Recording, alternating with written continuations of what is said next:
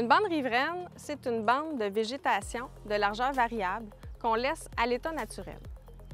Pour l'exemple d'aujourd'hui, nous allons utiliser une bande riveraine de 10 mètres. Mais c'est important que vous sachiez que pour connaître la réelle mesure de la bande riveraine que vous avez besoin sur votre terrain, vous devez aller dans les règlements municipaux de votre municipalité. C'est vraiment là que vous allez savoir si votre bande riveraine doit être de 10 mètres, de 15 mètres ou même dans certains cas plus grande que ça. Pour mesurer la bande riveraine, on doit connaître la limite du littoral. Donc aujourd'hui, je vais vous donner un peu des trucs pour réussir à trouver cette limite-là pour être capable de mesurer votre bande riveraine. La limite du littoral, en fait, c'est l'endroit où on passe d'une prédominance de plantes hygrophiles, c'est-à-dire des plantes qui aiment avoir les racines dans l'eau, à un endroit où on a une prédominance de plantes terrestres, donc des plantes qui n'aiment pas avoir les racines dans l'eau.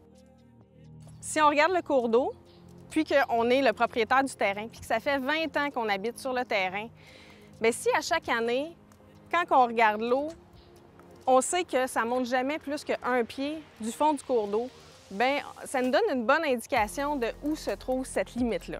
Au printemps, on regarde le cours d'eau et à chaque année, c'est à ras-bord, ça déborde, ça monte jusqu'ici. Mais c'est sûr que la limite du littoral, ça nous donne un bon indice qu'elle se trouve beaucoup plus proche du talus.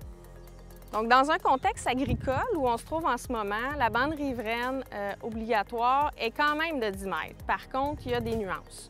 Donc, à partir de maintenant, là, on a trouvé notre limite de littoral.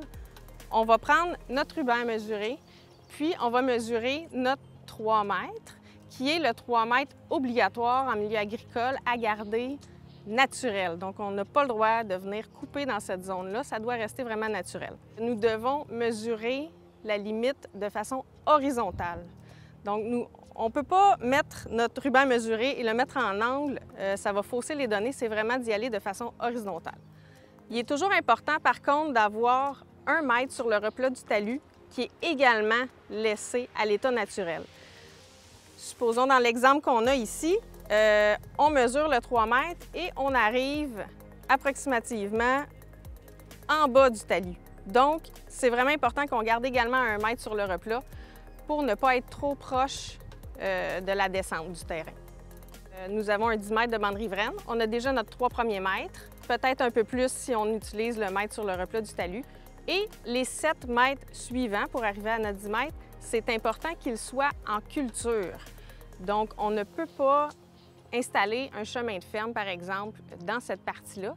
La bande riveraine reste toujours de 10 mètres, mais on autorise que les 7 mètres suivant le 3 mètres à l'état naturel soient en culture.